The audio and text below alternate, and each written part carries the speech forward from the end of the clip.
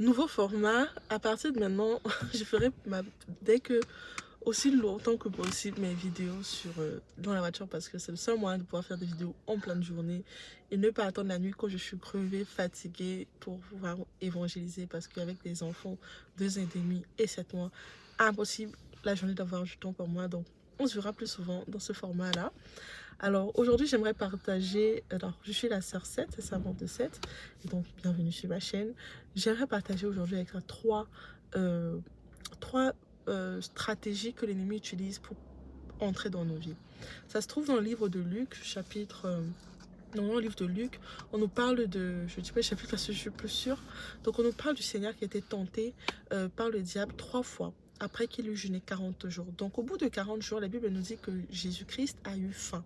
Donc il a manifesté le besoin de manger. Et parce qu'il a eu faim, donc il a manifesté un besoin, le diable est venu lui proposer, transforme ce pain en pierre. Donc s'il n'avait pas manifesté le besoin de la nourriture, le diable ne serait pas venu en fait.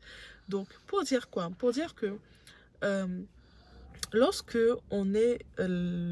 lorsqu'on est là et qu'on manifeste dans la vie le besoin de se marier, le besoin d'un travail, tout besoin qu'on a, pour l'ennemi, c'est une occasion de nous faire prendre de mauvaises décisions.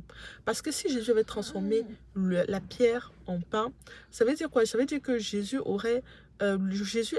prophétiquement, Jésus est le rocher des âges. Donc, il aurait transformé l'évangile qui est censé être le rocher qui est pierre. Sur cette pierre, je bâtis mon église. Il aurait remplacé l'église par la nourriture, par le pain.